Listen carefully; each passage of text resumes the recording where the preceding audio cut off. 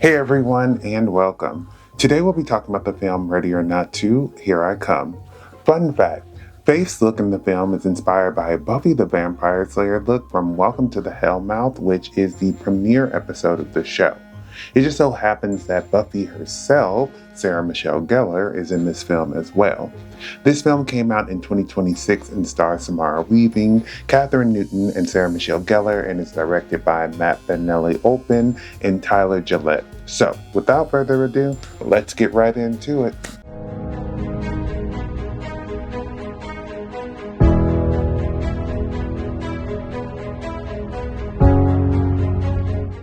Ready or Not 2, Here I Come picks up after the events of the last film, with Grace surviving, almost getting killed by her in-laws, and the cops naturally having questions. Her survival introduces a new game where heads of multiple families of the cult that praises Mr. LaBelle comes to attempt to kill Grace to be the leader of said cult, but if she survives until dawn, then she becomes the head. Now Grace must fight for her life, but this time they involve her estranged sister to make the stakes a bit higher. Ready or Not 2, Here I Come is a horror comedy filled with lots of blood. It has similar vibes to Your Next, Cabin in the Woods, or The Hunt. Ready or Not is one of my favorite horror comedies as of recent, so I was excited for this sequel. Both films offer commentary on rich people by saying that they get their power and influence by worshiping the devil and committing crimes behind closed doors, but show that they are not invincible. They can explode. In both films, the families have power, but in this film, we truly see how much when Papa Danforth calls to have someone enforce a ceasefire at the beginning of the film. The film shows us how power corrupts and people just search for more and more, but sometimes they meet their match, and in this case, it's Grace and Faith.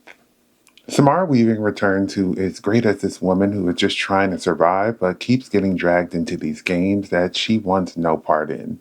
I love her dedication to not wanting to be involved, and this time, the only reason she doesn't escape is because of her sister. I love how it's a kill or be killed situation, and she's like, well, I don't want to be killed, so I'm going to fight like hell to survive. She gets hurt, but she keeps pushing along because she doesn't have much of a choice. She's a great character to follow because she does a good job of showing that she's not from this rich people world, but also that just because she didn't grow up rich doesn't mean that she's dumb and will let you kill her. I must give a shout out to her last look because she looked stunning, but also like she had a trick up her sleeve, which she did. After Grace's last adventure, she ends up in the hospital, which shouldn't be shocking since she went through hell. Her emergency contact happens to be her sister, who is estranged, named Faith, played by Kathryn Newton, who resents her for leaving her as a child. I thought Kathryn did great in the role and really balanced the hurt of her sister leaving her with the feeling that she also misses her. I loved it when we first meet her. She listened to Grace's story and didn't judge her, but took it all in until she witnessed it herself, and she really sees how people just be exploding. They clash throughout the movie, but in the end, they not only help each other out, but also come out on top, even if they are covered in a little blood. Recently, I've been rewatching Buffy the Vampire Slayer, the show, of course, so I was excited to see Sarah Michelle Gellar in this film. She plays a member of the Danforth family and is a twin of her brother Titus, played by Sean Hatosi. She is a daughter who has her shit together and outshines her brother in every way, but she also treats him like shit and he eventually snaps. It seems like she had been planning for this because she had great aim with that old ancient gun, knew how to reload it, and was a great fighter. There was a little homage to Buffy in a scene where she stabs Grace with a device that looks like a metal stake, which made me lose my mind a little bit. Her role reminded me of her other roles like Daphne and Scooby-Doo and Buffy, which made me love her character even more, even though she was a little evil. She dies in the end, and I was a little bit sad, but also she deserved it, so oh well. Elijah Wood was great as this lawyer for Mr. LaBelle's estate. I love how he wasn't involved in the competition, but just making sure people knew the rules and what would happen if they broke them. It seemed like he had a very easy job, considering that if they broke the rules, they would just die, so all he had to do was move so he would not get guts on him. He also kept hold of the prize, which is a particular ring which made me think how I've now seen him in two films where he is guarding a ring throughout the film that is of high importance. He knows all the ins and outs about what can and can't be done, which he keeps to himself, which is funny because people think they are learning something new, and he's known all along. He was a fun addition to see, involved, but also removed from, this whole game, just watching everything go down. The Al Qaeda family was so funny to me. They seem really excited to be doing this because they want to be on top, which does make them act a little rashly. There's a dad, Ignacio, played by Nestor Carbonell, who uses the sniper. We think he has them, but his sniper skills are really bad. Later, he accidentally gets killed by Chin. His death opens up the playing field for his daughter, Francesca, played by Maya J., who also happens to be the ex-fiancée of Alex, and she does not like Grace at all. Her intro into the game was hilarious as she has a bazooka but aims it the wrong way by accident and then gets pepper spray in her eye, and she and Grace try to fight out each other, but both of them can't see, so they're just swinging at air, and Grace eventually, hits her.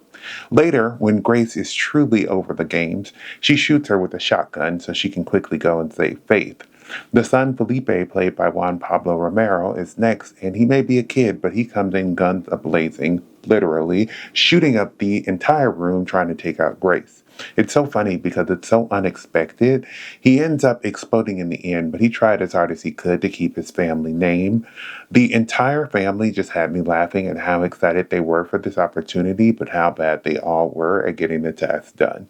Back in the day, I read about how directors don't do anything by accident, so if it's in the film, it will have importance, whether it's explicitly said or hidden. This film has some that are small and big that caught my eye. They speak about the rules early on, and even though we know them and know the consequences, they of course show us how real they are, like accidentally killing your opponent. Early on, Chin called her lawyers once a game was announced, and I thought it was to get her personal stuff in order, but we later learn it's to find a loophole in the rules, which you later learn is marriage. Titus kills his sister and says killing family doesn't count, so after Grace marries him, she does the same with him.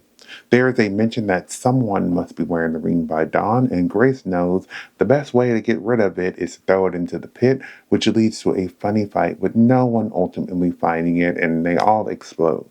I just love these callbacks in the film that led to some increasingly funny scenes. The film still manages to do great balancing the stressfulness of the situation with comedy. The situation is scary and bloody, but to lighten the mood, they of course add exploding people using weapons incorrectly, shit talking, and even trying to figure out the right time to know when someone is killed in the washing machine. I feel like everyone gets their chance to add to the comedy in the film, and it made it more enjoyable.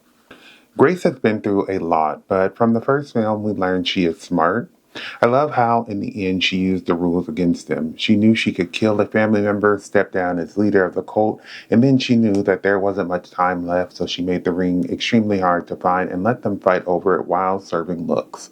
I love how she was like everyone else, using these loopholes against me, so I'm going to use them against y'all. The sibling relationships in this film, more specifically the difference between the Danforths and Grace and Faith, was fun to watch. The Danforths from the outside seemed like they were a unit, but as we progress, we learn that Titus holds a lot of resentment for his dad, and his sister eventually gets killed by him. Grace and Faith seem like the most dysfunctional and are always arguing, but they would never let one another be killed and often put themselves in harm's way to save each other throughout the film. They had their past issues, but it wasn't enough to just let each other die. My favorite part of Ready or Not 2 was Grace outsmarting everyone by just taking what she learned and using it against him. She was able to take down the cult and kill the man who brutally assaulted her sister. It's truly a fitting end for all these people who have put her through hell, starting with the loser named Alex. I'm glad Grace, Faith, and the goat make it out alive. One thing is that the ghost of Mr. LaBelle nodding at the end makes me wonder if he's happy she did that or just giving her a pass. Ready or Not 2, Here I Come, was a fantastic sequel filled with some great comedy and lots of exploding pricks. The cast was great and really had me excited to see how it would all play out, and I'm glad the sequel still found ways to surprise me. Thank you for watching my video. I would love to hear your thoughts down below in the comments. If you have not subscribed, please do so and keep up to date with more of my videos. But besides that, everyone stay safe, have fun, and goodbye.